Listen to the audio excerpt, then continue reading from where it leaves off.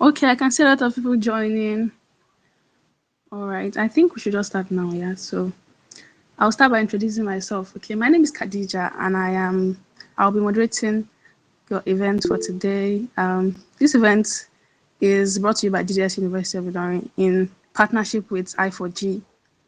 Yeah, so our speaker will be is Mr. Michael Oscar, the founder of Africa Comic Aid, and also Mr. Oluwatosin Ogunyebi, and is also the co-founder of Africa Comic Aid.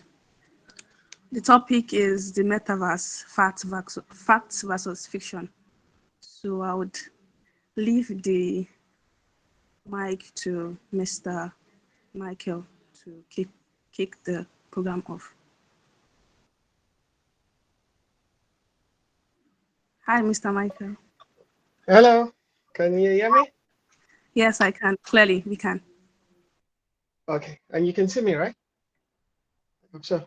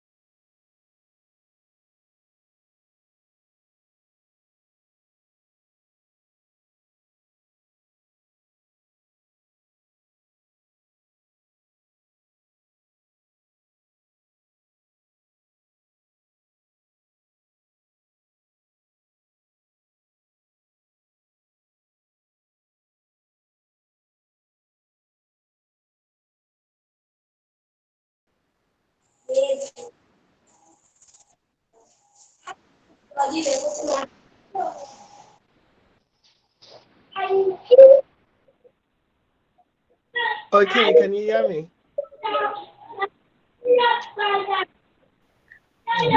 We can hear you clearly. We can hear you clearly. Okay, I'm guessing that was not a part of the presentation.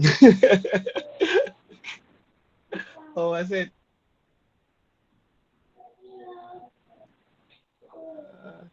Uh, can't get much feedback. Okay.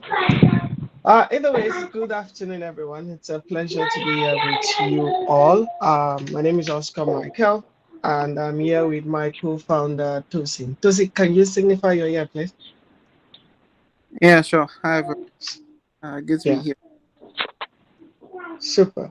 And it's a pleasure for both of us to come to this platform and speak to you all about the metaverse, because I believe it's one of those emerging space that's part of new technologies that everyone is really excited about. And with the way everyone is going into tech right now, there must be a lot of questions you all have about the metaverse, especially are there job opportunities, are there career opportunities there for you? And yeah, it's a pleasure to speak with you all on that. So once more, my name is Oscar Michael. I'm the founder of Africa Communicate, and I have a background in product, project, and process management. I'm also a software entrepreneur. I've tried a couple of startups in the past um, until Africa Communicate. And Africa Communicate is basically a launch pad for stakeholders in the African immersive and interactive media industry. And that has to do with games, mobile, PC, or whichever one, video games, animation, digital art, like comics, illustrations, and the likes, as well as extended reality. And so, what I do at Africa Comic Head is I basically drive the vision. I also push out organize programs, events, partnerships to ensure that we build a Pan-African community that is connected to the global industry so that there can be an exchange of culture, of exchange program, of funding and job opportunities. And that's basically what I do. I'll let Tosi introduce himself. Over to you, Tosi. Hi, everyone. Once again, good to be here. My name is Oluwatosin. I'm a co-founder at Africa Communicate, and I do have a background in games and extended reality itself, and I'm glad to be here.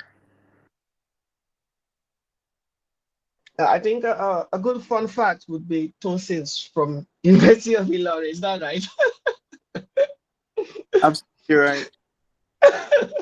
Yeah, so Tosi is from the University of Ilorin. So yeah, we're very, very excited to speak to you all. Personally, I know this school of yours has released a lot of amazing talent in the creative industry today. So we look forward to seeing who amongst you would get really excited about this space, get into it, not necessarily the metaverse, maybe something around as well. Good news is we work in various areas within this context and do something awesome because a lot of people from your school are already making it in this space and it's just perfect. We can create a pipeline with your school. That's something we're excited about. So yeah, we're here to discuss the metaverse, fact versus fiction. And it's really exciting that we're the one doing the talking. I thought there was going to be some questions or so. Honestly, was there any plan of us talking or so? I don't know. Yeah, that was what I was expecting as well. So, but I do believe we have about two hosts and a moderator, so Yeah. we could get things, kicking. Yeah, super. So we welcome you all to come ask us questions because that's what we're here to do. We're here to exchange. What do we see happening in the industry? What do you see happening from your own side and from even the industry? Because I would love to believe most of you are already exploring the space. You listen to podcasts, you read articles about this space, and we're just here to give you our own perspectives as stakeholders currently in the industry. So please, back to the host, the moderators, ask us questions, engage us, and let's make it interactive. So basically, you want an interactive session, yeah? So as you all can hear, you can push out all your questions. Any question. Like me, I watched a movie, I think last year, yeah. I don't know if it's a virtual reality movie, Ready Player One. It's talking about how like anything you can do in on earth, you can literally do it over there. You can get married there, you can do anything. They're like, is it true? Like my own question first is it true? Are we looking at something like that? That you can, in fact, if you're having maybe any worries, can just go just connect to your, maybe the headset and the to another planet entirely, like another universe entirely. It's like it's a way to relieve the stress from this world to another. Like, are we looking towards something like that in the next coming years? Yeah, that's my own question first.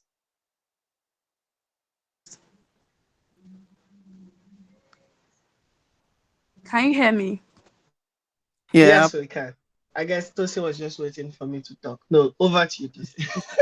All right then. That's quite an interesting one.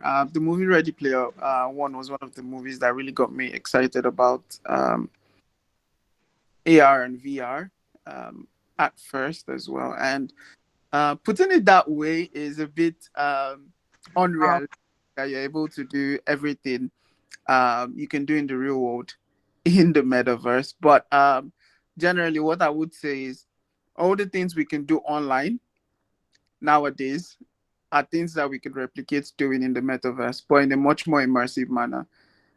Take for example, if you want to go to the store and get some items or digital goods, instead of going to like an e-commerce website and scroll through, you can instead walk in with your avatar and go and purchase these items, and you can see like a 3D representation of them, and you can go through that same process but in a much more immersive and fun way. So definitely there are some things you can do, but definitely not all. Yeah, I totally stand with Tosi. There is a lot you can do. And I think the whole idea boils down to what is the idea of what is the concept of the metaverse. And in a simple manner, what I would say, mind you, full disclaimer, this is the one I'm using more technical terms here, since he's the technical person and I'm more on the business side. And yeah, back to what I was saying. the simple concept behind the Equipados para metaverse la is guerra, puro personal. Cualquier anomalía aquí le damos alcance. Puro chavalo bueno, ese es mi blindaje. La paz es mi sin miedo, pues hacer lo que me. I guess we've been, I think the It's like term is something is wrong Zoom with the bomb. network. I don't really. I'm not. No, sorry, someone is disturbing the call. I've already blocked him. Yeah, we've been Zoom bombed. That's one thing that happens when we share links publicly. Yeah, yeah. So super. Yeah, so as I was saying, the concept of the metaverse, if you ask me, is basically um a 3D internet. So just as Tosi said, what we have right now as the internet, everything you can do in the internet, you should be able to do in a 3D space, a 3D environment. However, I I hope you would agree with me that what we have right now is not a metaverse. What we have are 3D worlds, because the whole idea of the internet is it's interconnected. That's the key word with the internet, and that's what everyone is trying to build. So right now we can say we're in the early stage of the metaverse, because what we have are 3D worlds that represent what it would look like, but they are not all interconnected. So we still have like a pathway where everything you can do on the internet, you can do it here. Like you said, marriage, people have checked that off their bucket list. I've seen people get married in a metaverse. Let me know is the word the metaverse, since it's not fully interconnected with every other world. I've seen people play games. I've seen people organize movies. I've seen people go there to watch movies. And yeah, the applications are limitless. But as of now, we are still on that pathway to what it would look like eventually.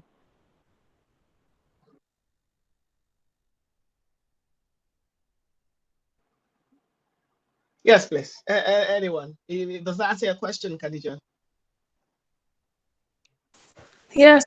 Honestly, my network has been shitty, so I barely had anything. So now I feel like it's corrected. So yeah, I Okay had then. the ending part though, but it wasn't really.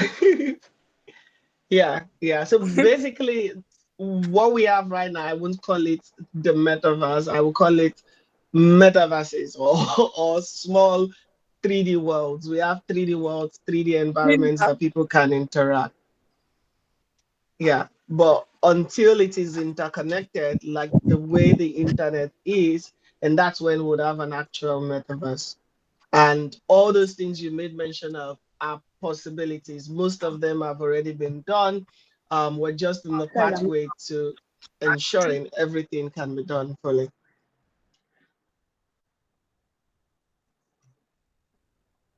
Yeah, yeah. So anyone? I think a hand was Hi, up earlier. um, hi.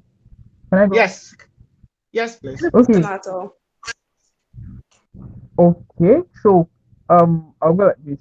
In your opinion, what are the biggest benefits of a fully realized metaverse, and what are the biggest risks? The biggest benefits and risk, right? Yeah, yeah. Okay. The first thing, in my opinion, the biggest benefit is what the background of the idea of the metaverse itself. That's immersiveness and interactiveness. That's the biggest benefit. The fact that things are no more static. um, Things are not just dynamic. You see, when we started with the internet with HTML, it was static web, just a web page you can do. Then you entered HTML5 and you started building dynamic websites. And now you have not just dynamic but responsive websites. So how about, I think the metaverse brings interactive, real interactivity, and above all immersiveness, where you can actually feel you are in that domain of the world you're exploring. Yeah, so you could say that's for me the biggest advantage of it. It's like entering a spiritual world. It's like entering your dream and being able to interact. Yeah, and this time it's not static, because the data can change in real time. Everything is rendered in real time. Your experiencing is in real time, and then you can interact with that in a 3D environment. So immersiveness, interactiveness, That's the biggest seller for the metaverse. Or what's the biggest risk? I would love to go on this psychological part. Yeah, technology as a whole has reformed human behavior and human relationships. A lot of things have changed due to the usage of technology, and we've seen how it kind of abstracts people from society, kind of separates them. This for me is the biggest challenge. People are using their phones more often. People are interacting. People are having wonderful conversations online, but awkward conversations in real life. You get, and that's a big issue because look around you. To start with, people that are in love with technology, society already classifies them as nerds or geeks or so. And then now you have people who spend more time in these environments. The psychological risks are what I am very much more concerned, the psychological and health risks. And unfortunately, there is no stopping us. There's no stopping us. It's like we are just inevitably going down that path, whether we like it or not. Tosi, please, your thoughts. Looking at the um, positive impact of the metaverse in general, I think the first thing to look at is the ability to do things which we as humans would not most likely be able to do in the real world. Take, for example, not necessarily an escape, but um, look at experiences where people are able to actually, um, carry out, what's it called? Would I say, I'm looking for the best word to use, carry out activities that might be a bit risky if they were to do it in the real world, right? So with advanced interconnected worlds in the metaverse, you would be able to do this and reduce the risk that it would pose to humans. So that's one of the benefits I see. Being able to use, technologies like telepresence, where you're able to step into um, the shoes of what's it called, your avatar. Basically, use your avatar to carry out trainings and carry out simulations and different things like that in this 3D world without necessarily having to do the risky bit in the real world itself. I think that's one part of it. And looking back at the risks it poses as well, I think it's disconnecting humans from nature. That's one major one I would see. But with regulations and proper guidelines in place, that should not affect us too much. But considering the fact that even with technologies like mobile phones and the likes, the way they're taking the world, it's a very very big risk. Looking at a situation where everyone has, let's say, VR headset or an AR headset on, and you're basically interacting with more digital content day by day, and it becomes it just disconnects humans from the real world itself. That's one major risk I see, though.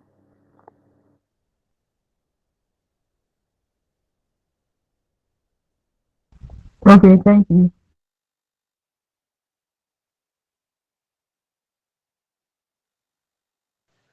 Hello, guys. Can you hear me? Yes, we can. Yeah, my name is Tasio from Lafia. Yeah, so interesting topic. I mean, I can also relate to the metaverse by referencing the movie Khadija mentioned earlier. Ready, is it Ready Player One or what? I forgot the name. I think that was it, right? I watched the movie even though a very long time ago. So now, if you notice what happened in the movie, it's more like it's not exactly what we have now. Because what we have now is just like, a company has its own metaverse, another company has its own metaverse. But in that very movie, it's more like just one place, right? So, but I think from my own thinking, I think most likely if we are going to be having the metaverse, then I think data is going to be decentralized. I don't know, you can correct me. Data has to be decentralized. It cannot be owned by a particular organization for us to have such metaverse in existence. So are we looking at implementation of blockchain or ensuring that entirely, the metaverse is not going to be centralized the way I just explained. I don't know if you understood my question.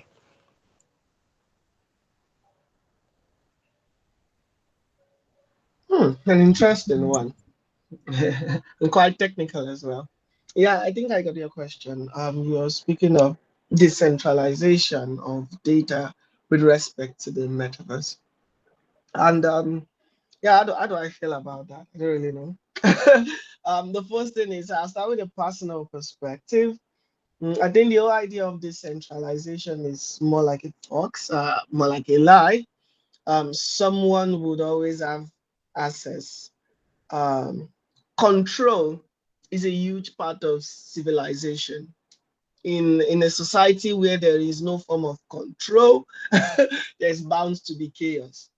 And that has been proven through time over the ages. So when we speak of decentralization or so, of course, what we can envisage more is a reduction of power in the hands of um, the reduction of the amount of power a certain group has. But I would not want to build hopes with terms of everything is decentralized, because then that is pure total chaos. And for society to function, people love to be led. There has to be some form of control to place law and order. However, a lot of these technologies will be implemented because whilst blockchain is mainly put to the forefront as a decentralization. If you go deeper, you see there are lots of protocols, and that decentralization is basically on different layers to a large proportion, depending on what framework, whether it's Ethereum or the others, there is some form of control that is always in existence. But of course, for the metaverse to work, there will need to be a new form of protocol that makes it accessible to everyone. And that is what I would say has been the biggest issues with things like Web3 gaming or NFTs. Those ideas or those technologies or innovation crashed not because they are not valuable, but because of that interoperability that is missing. So you have this NFT, this company producing these NFTs, that company, and then everybody has their data. You also know all of this was on the blockchain, but still most of these were not interoperable. You cannot buy an NFT in Fortnite and take it to another game and play. And that is that one big question that started even questioning the value of these digital assets and the like. So eventually, now as we know, Web3 gaming is kind of slipping. NFTs still have gone to rest, but this, in my opinion, doesn't mean this technology or ways of doing things will die out. What we are looking at is people are going back to the drawing board to reinvent, to make it better, because these are actual key things for the metaverse to exist. NFTs, for example, is very key. And then we know NFTs as blockchain as the main infrastructure backing it. So there would have to be new protocols, just as there are internet protocols that allow everybody to be on the internet, share their data with one another, and make the data accessible. That kind of protocol is already, there are lots of research developments, experiments ongoing to see how that can be made possible. NVIDIA has the Omniverse, but other platforms, other companies are still not buying it. Everybody wants to be the first. That's the stage wide. But eventually there will be that form of protocol. And when that protocol comes, that's when we'll have something close to what you are saying, something decentralized where everybody can have access to and build on. That is going to happen. But then also take the good example of what we have today. The internet is kind of open source. You can do anything you want to do, right? Information is accessible to you. The problem is most people don't have the technical know-how or the technical infrastructure. And I can tell you that would also happen even when blockchain makes it seem decentralized. There would be data, there is always data, but there would always be a large majority that don't know how to access this data and don't have infrastructure to work with this data. And those who now have it will now create kind of centralized systems that within this decentralized ecosystem, people would now go to them mainly. That's how I say. That was long. I should But then the question was very good. Tosi, your thoughts, please. I think I'll just follow up based on what you said. Once again, the idea of a decentralized system is quite false, I would say, because the data still has to be stored somewhere. And ideally, the idea of blockchain itself is great, but I think the timing for using blockchain to, or decentralized systems to back the metaverse at the moment is not something that works in my own understanding, because our ideal metaverse should be an interconnected um, system where you could jump from one 3D world to another, and you could move your assets from one 3D world to another. And we're not there yet. There are lots of um, companies that are working on their own version of the metaverse and what they think the metaverse should be.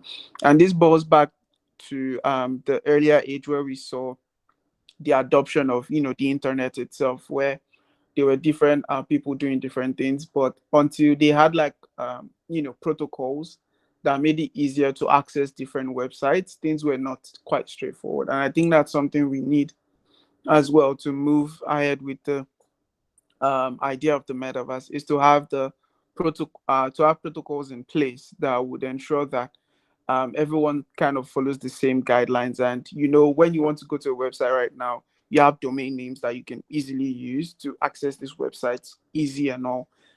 Something like that, a structure like that should be available where everyone follows the same guidelines for creating a metaverse. And at the moment, there are companies looking into this. We have Kronos, which is one of like the biggest players in the metaverse space per se, but mostly with AR and VR as well, as they are trying to bring in the stakeholders that are building this so-called metaverse and bring them to a common ground where they can then implement the protocols that are necessary for us to build our ideal metaverse.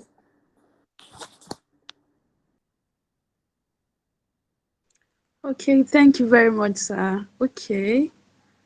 I hope, Tasio, your question has been answered. So Yeah, yeah, it is there, was. I mean, they have both done justice to the question. It just reaffirms the fact that metaverse is still in its early stages, right? yeah, And yeah, it's really nice response you guys give. Thank you. thank you to our speakers, yes. So the next, anybody that wants to ask any question, just, you can raise up your hand, or you can just turn off your mic and speak. So yes, more questions. Okay, Idris Olaleye, you can Hello, go on. Hi, good afternoon. hello. Good evening, everyone. Yeah, good evening. Sorry, we can hear you. Yeah. My question is just quite simple. What I'm trying to ask is that, let's say, as an enthusiast, what are the things someone can get to know to help you get going? Like, how do you delve into the field of this metaverse and whatsoever? And what are the things like you should start with? What should your journey start with?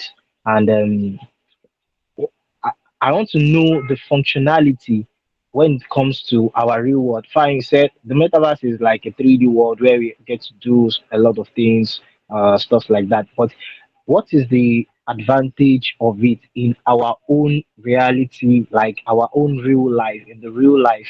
Like, how can it even help, let's say, a family, a community as a whole? How can that help us to grow as human? So that's my question. Okay, let me jump in quickly because I think Tosi has more answers to give. Yeah, and you asked more than one question. That's why I'm jumping in quickly. I wanted to leave it for Tosi. So the first one is you spoke about how to get in and stuff like that. I think I would leave that completely for Tosin to answer.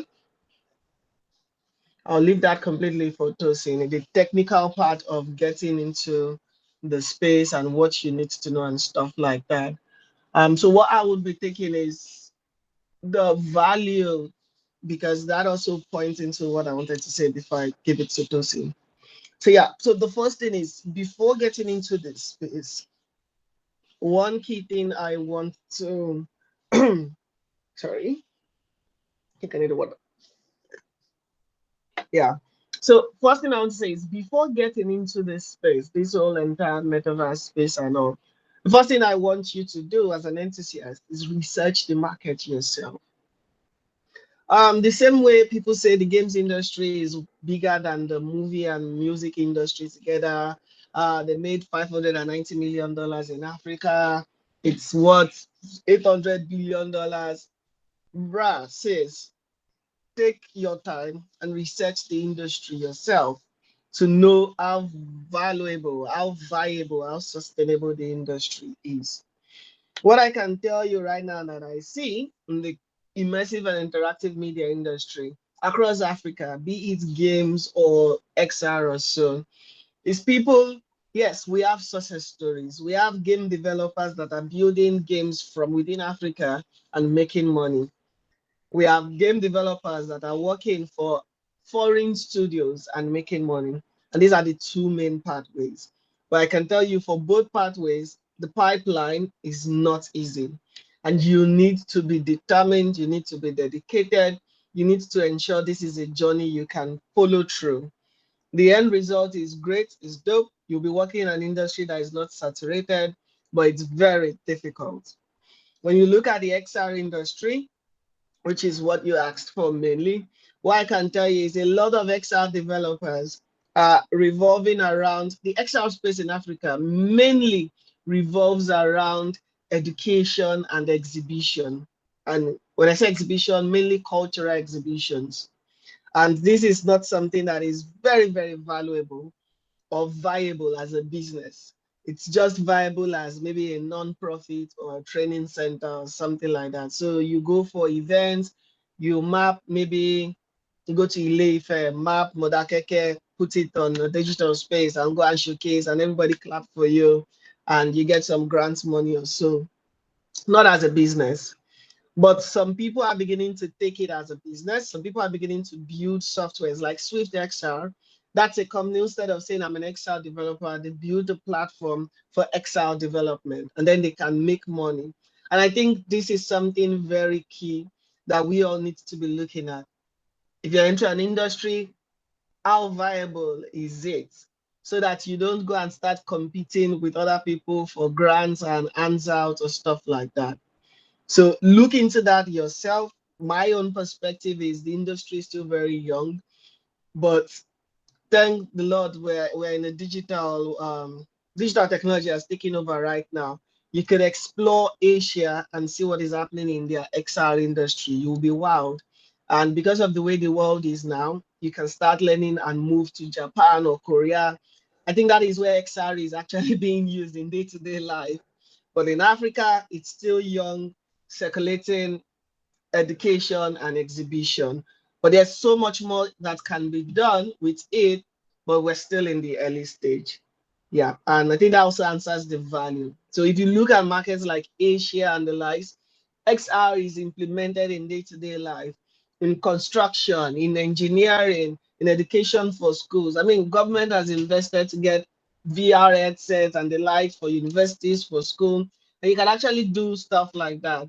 Here in Africa, it's mainly NGOs that are pushing it, non-profits looking for grants, or people in the cultural and arts industry going for festivals and the likes to showcase what they have done.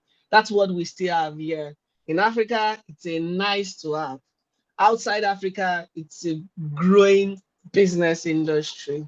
And Africa would catch up. Like I said, people are doing it. So, if you want to work in this space, are you willing to invest? Are you willing to walk the talk? That's something you should do. Now, Tosi will give you the technical side on how you can start and all. Well. Quite an interesting one. And okay, where do I start from? Getting into the space itself and learning. One thing I would first say is forget the idea of becoming a metaverse developer or a metaverse designer, try to just see the word metaverse itself as your enemy if you want to get into the industry. Reason being that we are not yet at that point where we can say the metaverse really does exist, right? Although the foundations are there, but we do not have the ideal metaverse as it was defined in Snow Crash back then, because the word metaverse came from a book called Snow Crash, right? And the definition of it there is not where we are at the moment. So one thing I would say is focus on the technology that would be used to build the ideal metaverse whenever it comes, right? And that would be virtual reality and augmented reality.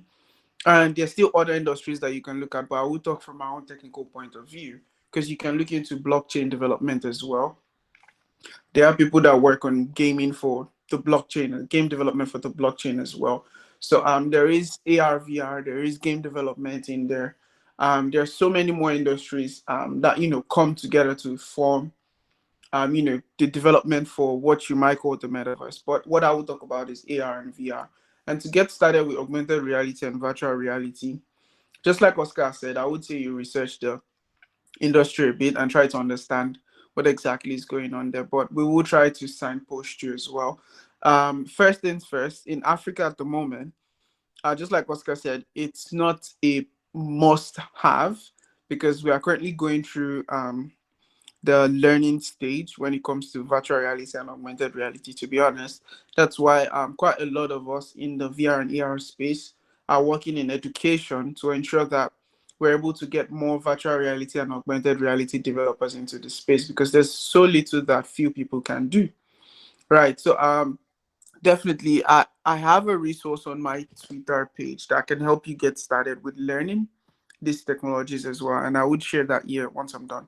And that could be a way to guide you and look out for opportunities that allow people learn these tools. I think that's the best way to get started because sometimes if you start on your own, you might feel overwhelmed and get lost. So it's always good to, joining a community. Africa Communicate is a very good place to start as well. We have creatives that are already in the space that you can always reach out to whenever you run into issues or if you feel a bit overwhelmed or lost.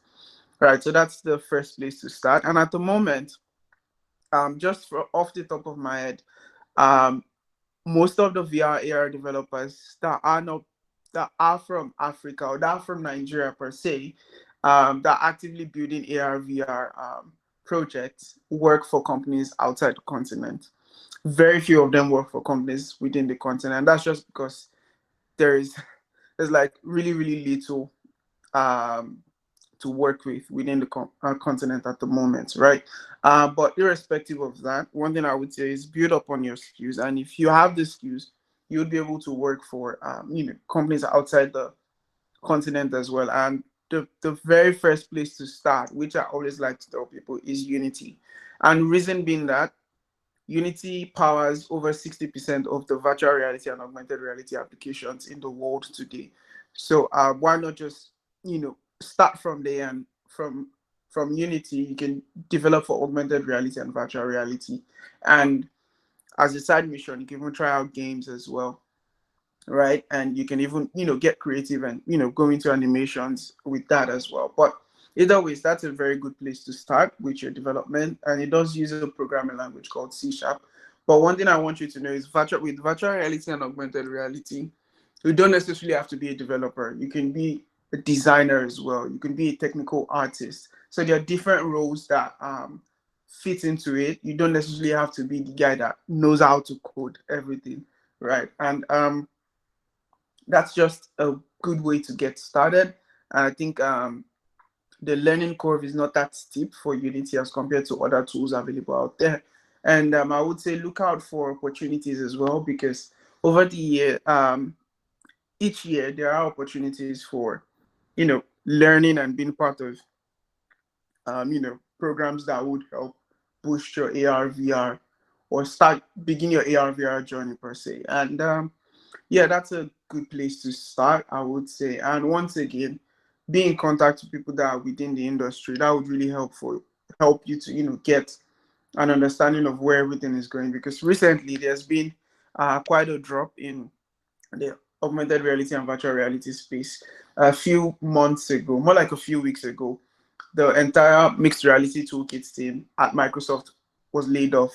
Right, Meta has laid off thousands of AR VR engineers as well. So you need to be updated with things like this to understand where exactly the direction of the industry itself is going, and what opportunities are available for people who are just joining in. And with that, yeah, I think that's a quick run through what I have to say about getting into the industry itself. Yeah. All right.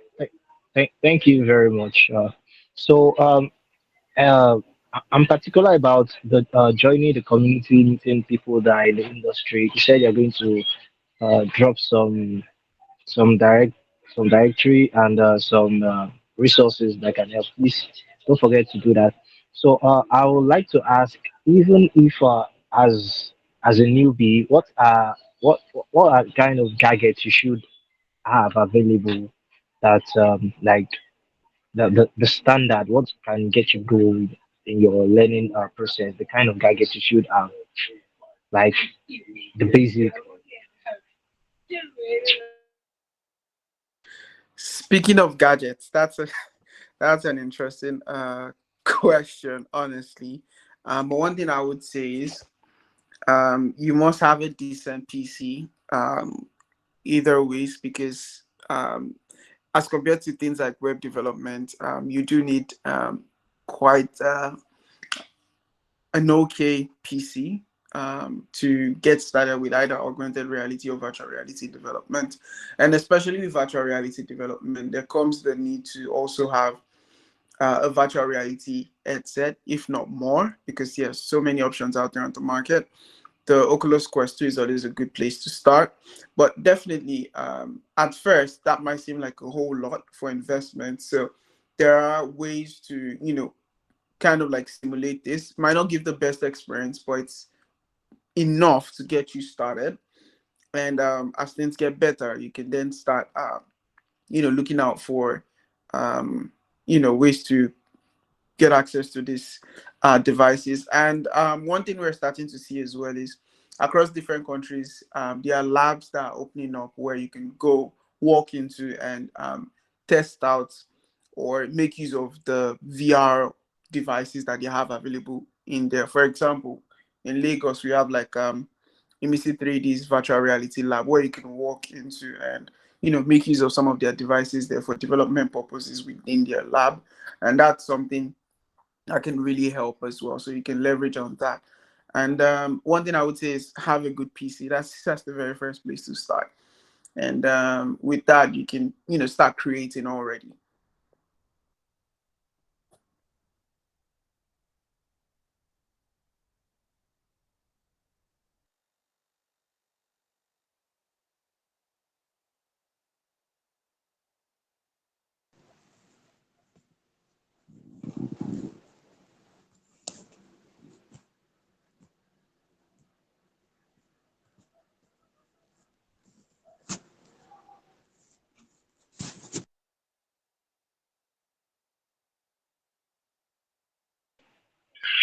All right. Thank you very much. Thank you very much. I really appreciate.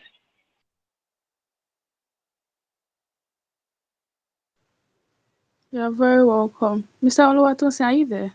Or is it my network? Okay, I Yes, guess is.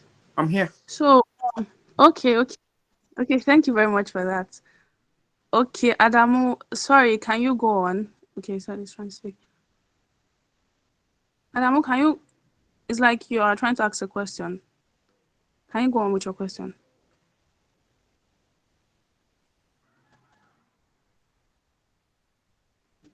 Okay, it looks like it's probably his network or something. So, is there anybody that wants to ask any question, or should I just choose my own question now? Okay, since there's nobody for now, let me just ask my own question. So, yes, for every advantage, there is always a disadvantage. Yeah. Looking at this metaverse, Mr. Oluwatosi said something like, "We have not gotten to where we want to go." I think there's a book that talked about exactly what the metaverse is all about, and we have not gotten there. So when we get there, yeah, what's the it's something that, for me, I feel like it's something that separates people, that it's another world entirely.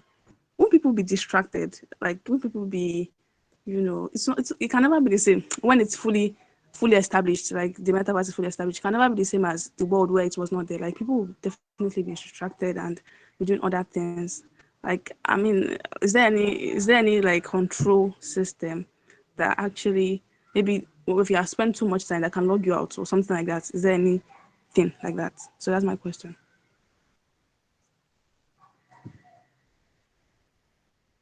Okay. Speaking of regulation and safety, because I believe that's what your question is about. Yeah, Uh, yeah, yeah, yeah. there are bodies that we are starting to see that are trying to see how we can regulate the type of the way people interact with virtual worlds, really, because we've had issues about online safety in social VR itself, where we've had people connect in VR and take advantage of other people, and this has led to stories about kidnappings, and the likes. And at the moment, there is not something really concrete, but there are platforms like Metaverse Safety Week that they're trying to, get more people aware about, this part of the metaverse itself, like the risks and threats it poses, and how that can be corrected.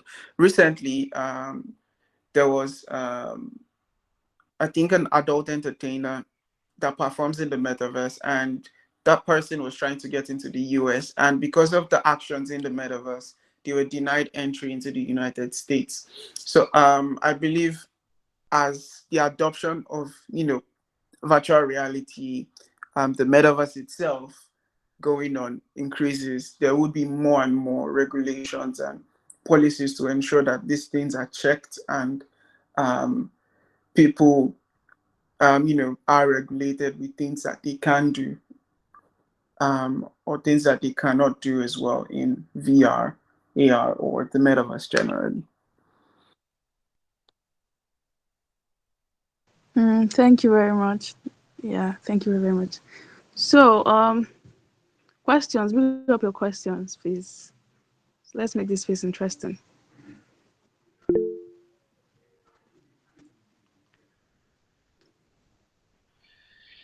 Good evening, everyone. Sorry for joining late. It has been an interesting moment with you all, and amazing job for the speakers and everyone. So, just want to first ask a question. I was asked by someone when I was talking about metaverse, and also maybe after make some contribution. Then I was speaking about this metaverse, and person asked a question. He said, "Will the metaverse not bring a negative impact in human interactivity, in terms of human social life? That will it place a barrier in our social life? Things we used to do, we will not be able to do them anymore, and all of that. Of course, we already have that now, but getting to the next phase, will this amplify what we already have, that is causing barrier in social interactivity, or it will help in resolving the problem with the problem of social interactivity? So please, if you can help with that, I'll be grateful. Okay, thanks for that. Yeah, I think it's on person by person basis. There's nothing really changing. I think nothing is really changing in the world. It's just the forms around us that is changing. So back then, when when TV came to Africa, everybody said it will what, turn your brains to marshmallow and all. Some churches banned usage of TV. Some families banned the watching of TVs for their kids. But today everybody is on their screens, and we realize that yeah, it did make some people act in other manners, but then it also opened opportunities for more people. If you look at social media today, or the internet as it is today. For some people, they're using it to watch movies, listen to music. They just burn data, laugh, TikTok, and the likes. While for some other people, they're using it to learn skills, learn hacking, do amazing stuff, start a business. You get the idea. So it's the same thing with the metaverse. Nothing is changing. Right now, some people are using the metaverse to experiment, learn, innovate, and some are using it to go there and connect, find their life partner or whatever. At the end of the day, it's a thing of it's a thing of who you are and what you find to be priority. What you find to be important to you. That's really what I think. So would there be measures? As Tosin said, there would be measures. Netflix has restrictions, YouTube has restrictions, right? For YouTube kids, Netflix kids, whatever. But still, we know that that's not how all these things go. Like at the end of the day, there are always loopholes, and you cannot rely on technology to control human behavior completely. Except we're expecting the end of the world where AI takes over. Yeah. So at the end of the day, it depends on the person. So if you are worried about that, I would say let whoever is worried pay closer attention to the development of the psyche of whoever is going to be interacting with these technologies. If you teach your child, your brother, your sister, if you let them know that there's more value in using tech for good as opposed to tech for entertainment or for whatever thing, then if you groom that attitude when they get into things like this, it'll be better. So I don't think the problem is in technology, it's in humans' propensity to use tools for something more interesting that it was intended for. Yeah. All right, thank you, Mr. Michael. Okay, it seems like Tassie raised a hand again, so you can speak. Okay. All right. Okay, Tassie, you go first then. Okay, thank you. Yeah, so my questions to goes to it relates to what Godsu said and also what Khadija said. So now I don't know if you have watched this documentation called The Social Dilemma. So it was talking about, or it's a documentation with different staff, former staff of most of the popular social media companies, and also some analysis, even some people that are into psychology spoke about it. So it's very obvious that the social media that we have today has affected our lives, whether or not you are you're interacting with it directly. Even if you don't even have social media accounts, you are also affected by the social media. So I think the metaverse can also bring about social barrier. You understand? It's going to worsen it. Do I see it? I mean, even if you look at gamers now, people that are into game, which is one of the most popular use case of the metaverse, you see how their psychology is. You see how addicted they are. You see how they are disconnected from everything social, right? So I think it has to be a deliberate action that has to be taken in the early stages of the metaverse in order to kind of stop that very social barrier, right? Because what Khadija said, she was talking about if there are going to be measures that will be set in place to stop that from happening. And then she was relating to the movie, because I can remember from the movie, they at the end of the movie they had something like, I think you have to, is it 2 days, you have to join the game, you take a break for 2 days. I think that was what happened at the end of the movie. So sorry, I said it was a question, but then it's just a contribution I'm making, right? So I think it has to be a deliberate action that has to be taken, but then if that is not taken, it's going to really worsen the social barrier that we're going to be having. And that is not just something that has to do with the person interacting with it. Even those that are not interacting with it, I think the metaverse is going to affect them. So that's just my contribution to that. Yeah, thank you. Yeah, All right, I thank you want very to much, quickly. Tassie. Yes. Sorry, I want to quickly respond to what he said. He said something very interesting. Yeah, he said something about gaming. And I was like, no, saying gaming has to, oh, he put it in a way like it breaks the social interaction or so. And the first thing I just want to put out there is games in themselves are social elements. Yeah, games are means for people to be social. Look at Call of Duty. Um, Look at Candy Crush. These things, whilst you're working with technology, these things allow you to be social in a way. It's just that there is more. I don't want to use the word segregation or categorization or something like that, in the fact that it's like grouping people, bringing people of homogeneous interests together to do what they love doing. Like you see, if you play Call of Duty, there's a Call of Duty community and all, and they have friends. Perhaps maybe the problem is their friend is not physically close by to them, but people are making friends in Germany, in Russia, in Ukraine. And that's the world of tomorrow, whether they are games or not. LinkedIn, Instagram, Facebook. This has been an innate desire of people to connect with people of like minds. And as the world is evolving, we are seeing less and less of that in our proximity. However, technology is bridging that gap, and games are doing that. The metaverse will do that. As for regulations, yes, yes, yes, there needs to be more discussions and all, and there'll be lots of things put in place. But at the end of the day, yeah, at the end of the day, it still falls back to the people, because how do you regulate things like you can't, for a society to thrive. I just want us to understand there has to be that balance, the good side and the bad side. The bad side continually challenges the good side to improve, the good side continually challenges the bad side as well.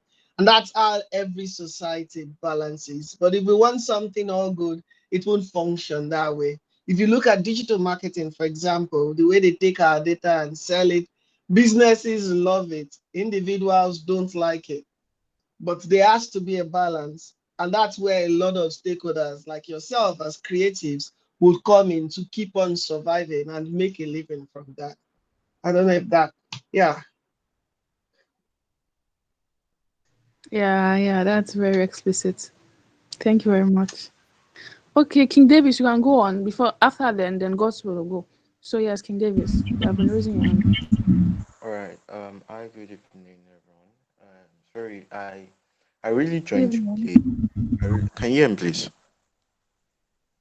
Hello, can you hear me? Yes, Yes, we clearly. can. Okay. So I joined late, so I don't know if the speaker had answered this question I'm about to ask. Now, I'm a lover of metaverse. Yeah, I've done a lot of researches about it. Fine. Now, I just wanted to ask, what are the niches in metaverse? I want to ask that. And okay, let me ask that first. I want the speaker to answer that first, then I'll go on with my other questions. Thank you. Tosin, you're the technical one. Niches, various fields like design, blah, blah, blah. Over to you, sir.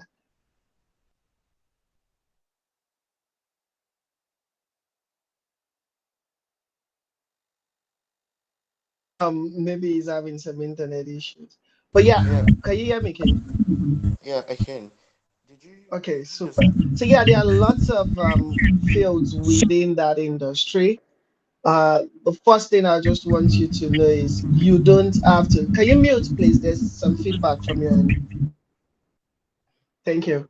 Yeah, so the first thing Um, you need to know, okay. So the first thing you need to know that is very important is you don't have to be a programmer to work in that industry. Yes, you don't have to write code.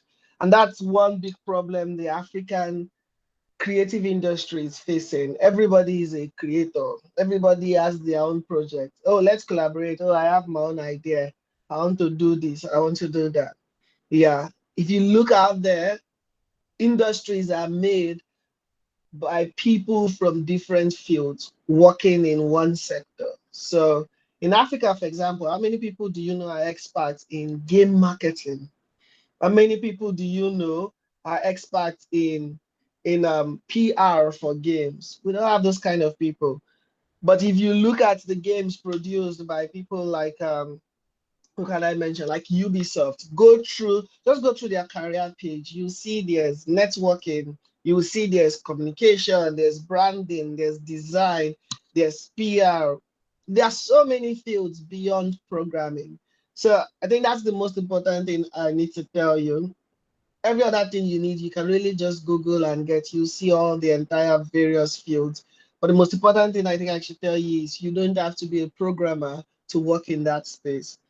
If you have some knowledge of programming, it's nice to have, but you don't have to be. Look at the blockchain space now. The majority of the noise is no more development. You see more people in marketing, community development, and all. That's where a lot of work is going in right now. Marketing, communication, social media.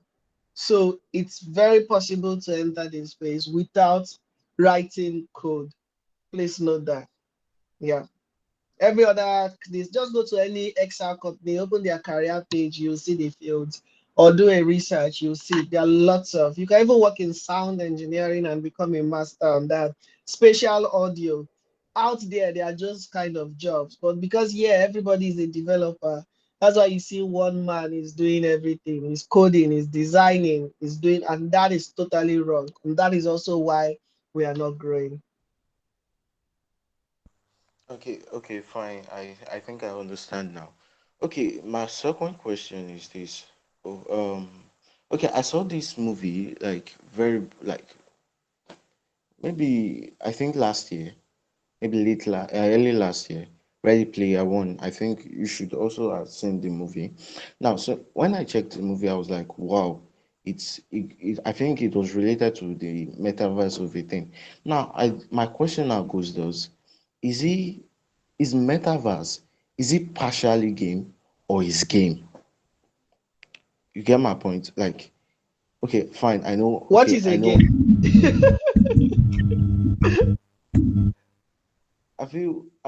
I feel a game is not like a reality. Like it does not actually give you the 100% feedback. That's what I feel. Because when we talk about the metaverse, we are talking about 100% feedback. The what's it called? Like the normal reality, the physical reality into the virtual world. Now, when we talk about, I feel, I don't know if I'm right. I feel a place whereby I can buy and sell, a place whereby I can communicate to my friend to get me something, a place whereby I could meet some people who I can never meet in my physical life. That's what I feel the metaverse is. So I don't know if I'm correct. You could please just correct me. Okay, so I just want, is it a game? Yeah, that's been my confusion for like a very long time with my time of researching and all. So I want to know, because I know, okay, you can use the VR to access the metaverse. You could use the web internet, like normal web on desktop or anything to access the metaverse. You get to. That's what I wanted to ask. And I joined some Discord pages, and I saw like they literally designed it like a game. You get like the characters, the sculpting and all. So I just want to be sure. I want to have like a solid what would I call it? A solid assurance. So that's my last question actually. Okay, I'll do my best to explain this in the most simple way I can. And in order not to blow too much grammar, I would say, if you ask me, the metaverse is a very, very advanced game.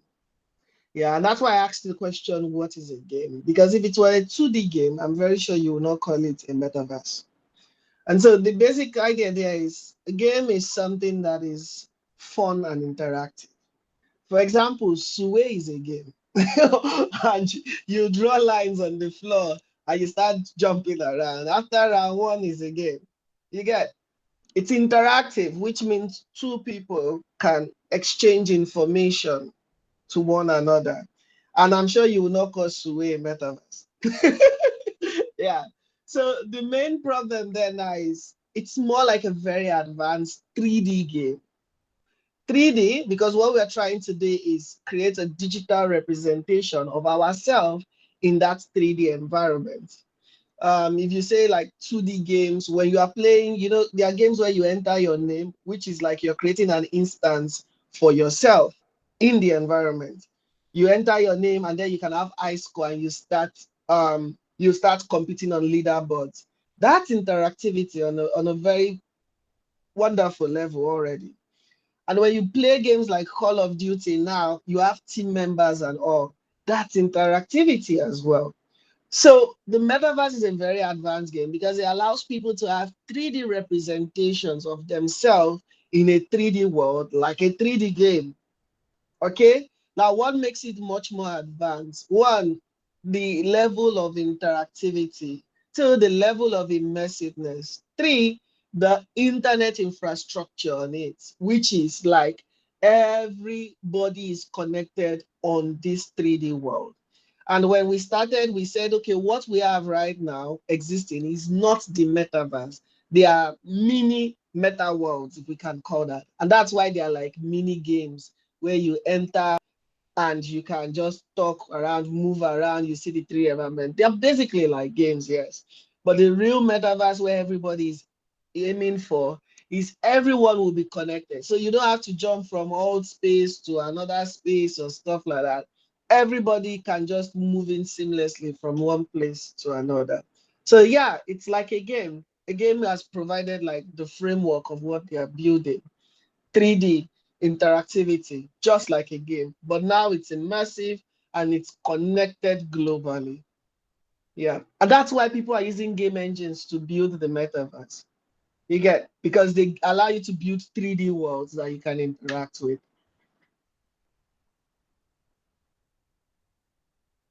Thank you very much for that. So, King, has your question been answered? It says like an advanced.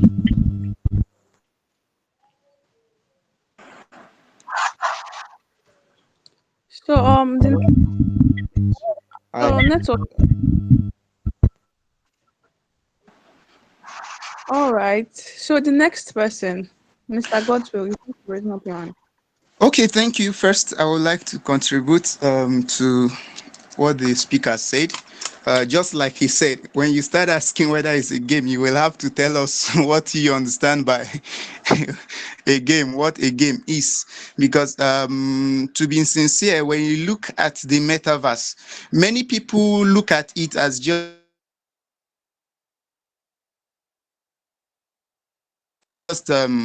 for gaming. Meanwhile, the metaverse is a word. It's just a word. Same way we have this world where we exist as humans. It's same way we have the metaverse, and it doesn't just has to do with gaming. It has to do with work, also remote working, where people connect, interact as if it were to be a normal world. It also has to do with event management, learning, and several other aspects, So metaverse is not just all about game. But most people, they limit metaverse to a game, but it's far beyond that. For example, let's say you are in a remote team and you work together on a particular project. Now, there's a platform called Gather. I don't know if you know about it yet. There's a platform called Gather. Now, this Gather platform allows people to connect and interact, either for work, for learning, for celebration, occasions, events, and several other.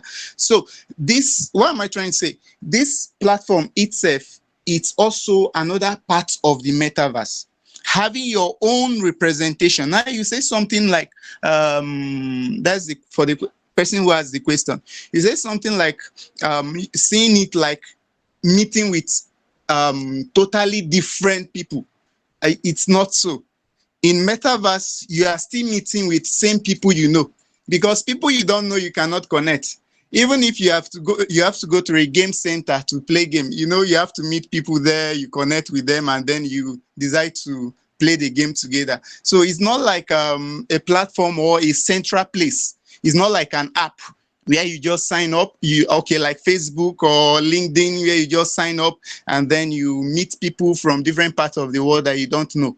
We don't know how it will be yet, but for now, Metaverse is not an app. It's not a specific place. It's not a place which is already populated by certain people that you just have to connect. You connect with your friends. For example, like I was giving an example of a work team.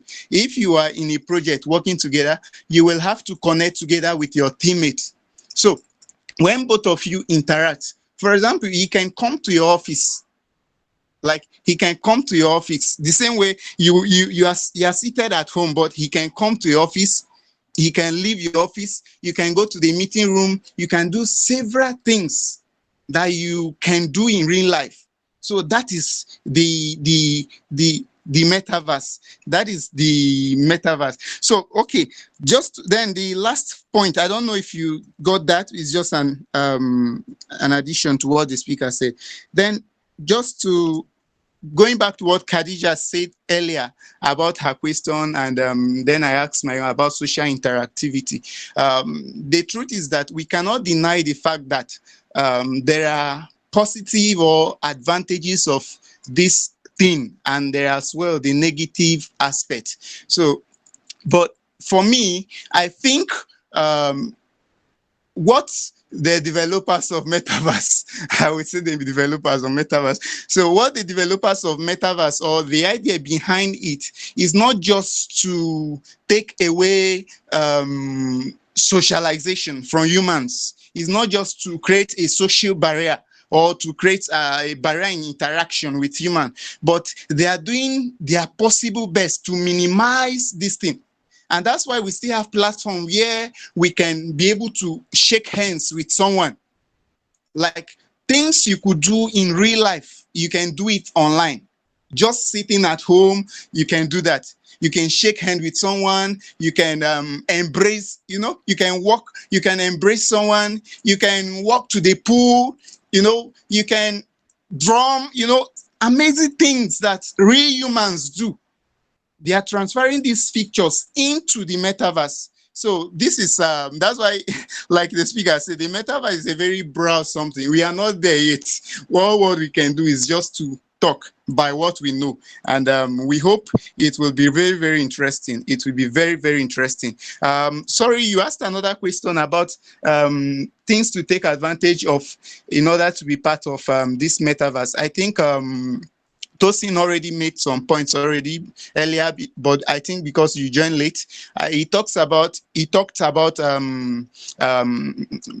joining or participating in VR activities, or trying to learn more about VR, try to learn more about AI. So try to learn more how you can become a designer, how you can become a developer, not just a programmer or so, but trying to go into the AI deeply, to see what you can do. So if you are learning AI, if you are trying to research more on VR, I think you are a step closer to what the metaverse is all about. And for, like we said again, the metaverse is not a place yet. It's not an app. It's not a platform. It's just an illusion. But it has to do with internet, and it has to do like we are imagining it to be like a world where people, humans exist. They still do things they do in normal life. In that same world. Thank you very much. Thank you very much, Mr. Gotti, for your contribution. Boss. So yes, Mr. Michael, someone was asking if you can drop your active social media accounts, your ID. So yes, and also Mr. Oluwato say if you could drop your ID for your most active social media accounts. Okay, I'll do that.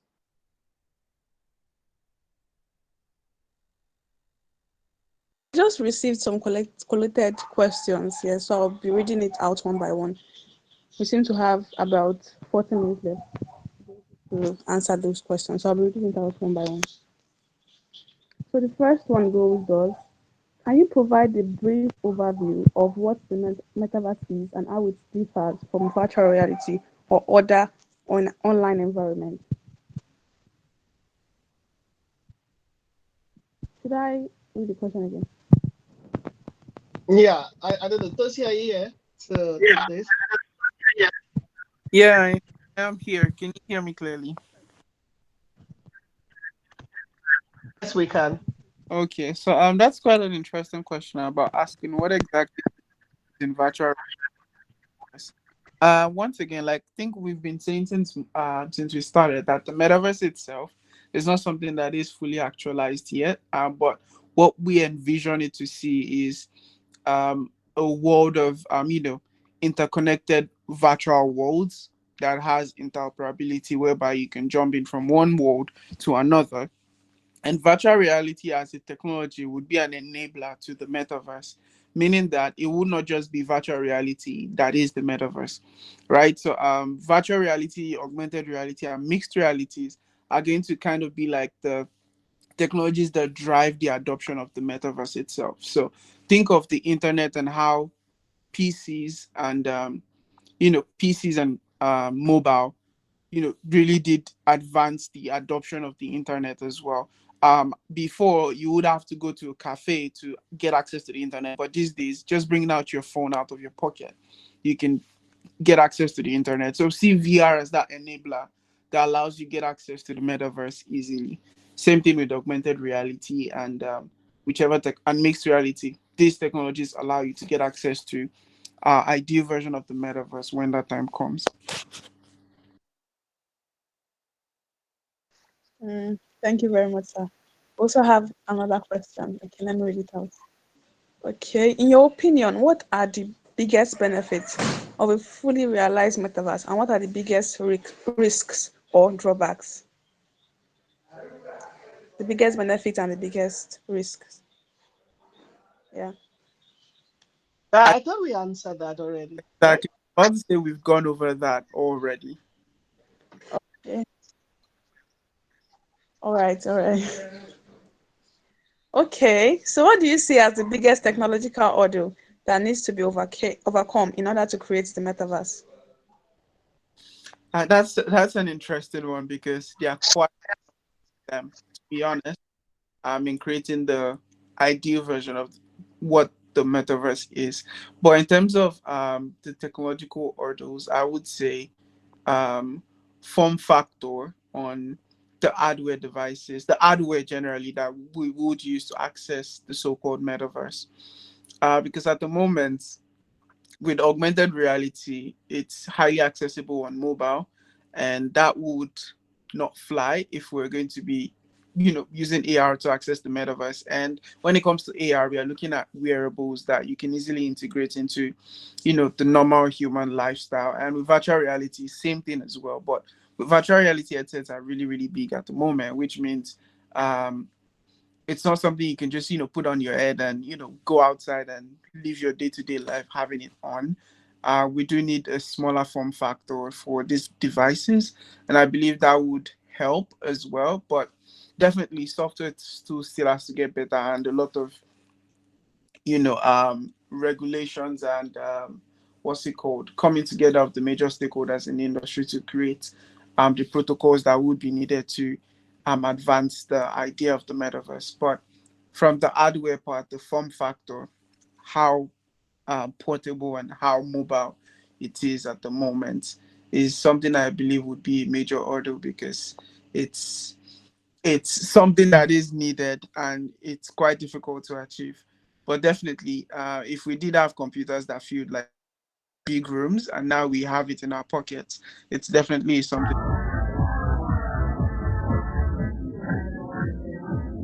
Sorry, please. What is that?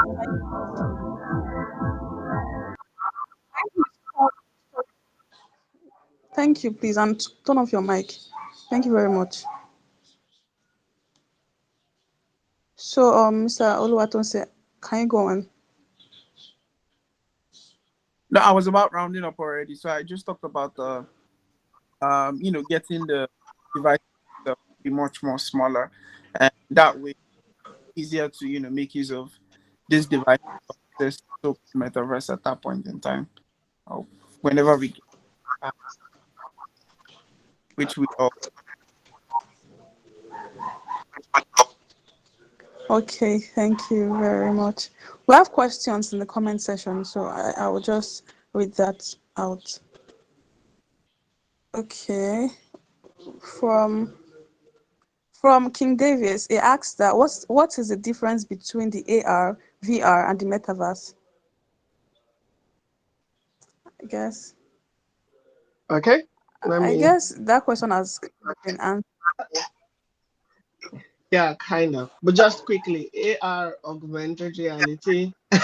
Let me explain in a very funny way. AR augmented reality, VR virtual reality, metaverse. Quite simply, in AR, augmented reality. So the reality is an extension of what you see through a digital device. And to make that much more simpler, you access augmented reality mainly through, for now, mainly through your mobile phones. So like you're viewing physical space and then you see digital elements through your mobile phone or any other device, like say the AR glasses that are available. So augmented reality is what is pushing mainly what they call digital. That's physical and digital world merging together. So don't forget, you always in augmented reality, you'll be seeing the digital elements in a physical space through your mobile device. Virtual reality, you are completely blocked from your physical space. You can't see what is happening around you physically. You're immersed completely in the virtual environment, the digital environment. And then metaverse is just like virtual reality, except now it's like a digital universe. It's connected. You're fully immersed in the digital environment and it's interconnected with every other digital worlds that have been created. Yeah. Then there's mixed reality, but if I go there, I'll confuse ourselves.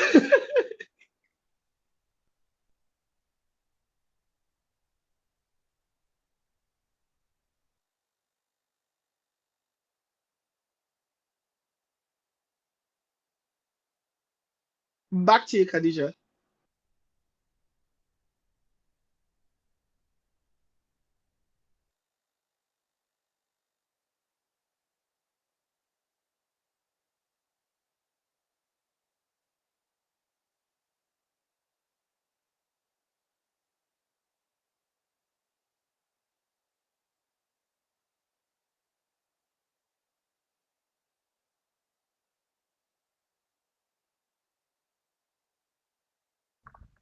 Sorry, can I quickly check me something?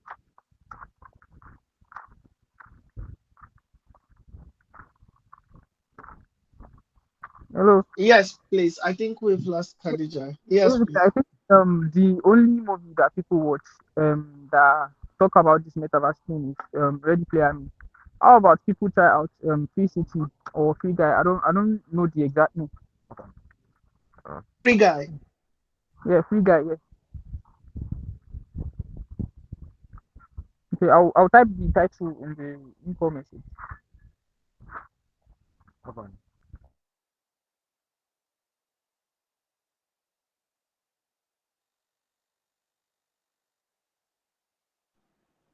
Yeah, so I don't know if Khadija is around. And yeah, I was told to check my DM. Which of my DM? I'm checking it. I can't find it. Yeah. And a question in the comments: can the metaverse be hacked? It's a digital environment. I think it's a no-brainer that there can be one form of hacking that would be possible. The problem is what is being hacked. In what's the specific thing you're speaking of? Yeah. So, but it's a digital environment from mobile phones to telephone lines. I strongly believe even your blockchain transactions, all those things can be intercepted. So, yeah, welcome back, Khadija. Thank you very much. My network started again. So, okay. So the thing is, we'll be taking two other questions after which we would be rounding up. Yes, so yes, it's getting late already, and we've spent a lot of time Yeah, and we have learned a lot as well. A lot. So yes. Just further questions I'll be reading from the comment section after which we'll round up. Yeah.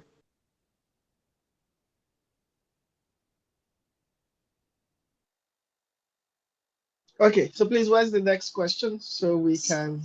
Oh, Yeah. sorry. I had to come back again, so I've lost all the questions. So those of you that like wrote questions in the comment section, can you just say it out? Yes, it will be better and faster that way. So I think, okay, Mr. Michael and Mr. Luatosin, you haven't dropped your handles. Yes, King Davis has been asking seriously, so it would be good if you just drop your handles for them. So since no one is coming up, I'll just read questions from the collated questions we have. So yes.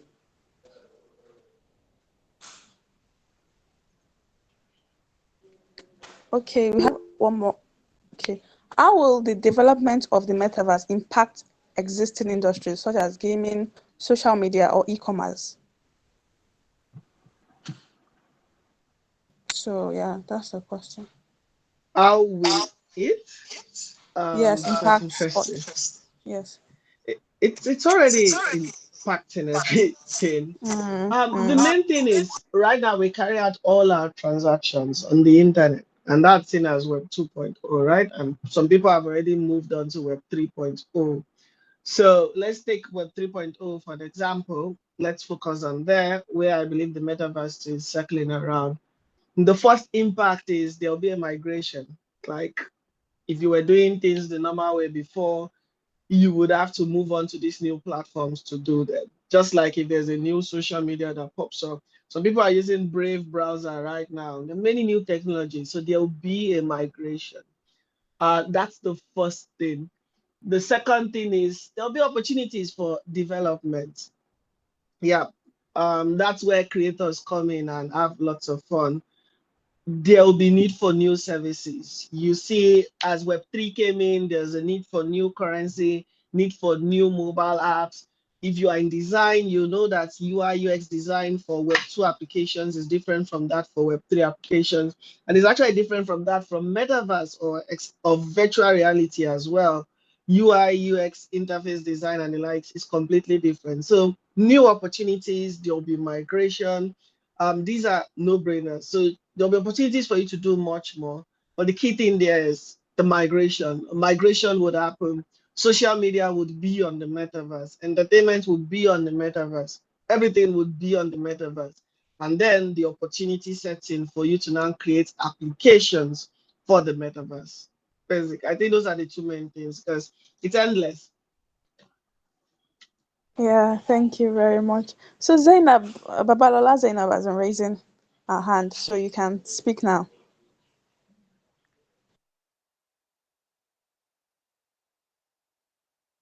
Okay, thank you. Well done. So in the comment section, I said I joined late, so I missed some intro. So I want to ask if this metaverse is indeed a fact or a fiction. Sorry if I'm drawing you guys back, but I just want to. Not at all, not at all. Every question is a question. So yeah, Thank Mr. Michael.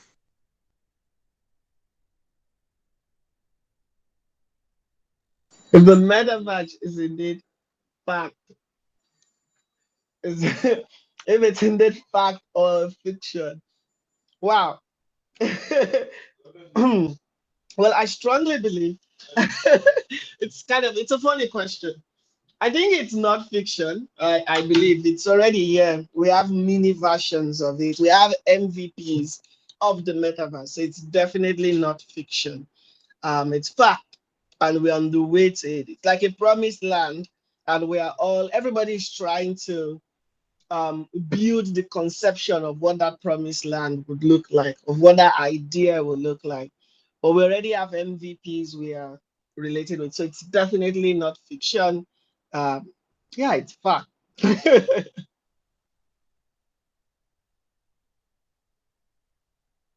So Zainab, you had it's fact, it's not fiction. All right, I think that's already two questions already. So yes, we have been having appreciation on the comment section. Everybody has been appreciating. So yes, thank you very much for also attending. the speakers, thank you very, very much for this, educative session, beautiful session, intelligent session. In fact, let me start. So yes, thank you very, very much. And Mr. Oscar and Mr. Oluwatosin, we look forward to seeing you in our physical event, which is Caribbean Fest, although we have not set a date for it. So when we set a date, we'll definitely reach out. And also, we look forward to seeing our other virtual events. So, yes, thank you very much. Thank you all for asking questions. Thank you all for coming. I hope you learned a lot. Yeah, so, yes, thank you very much.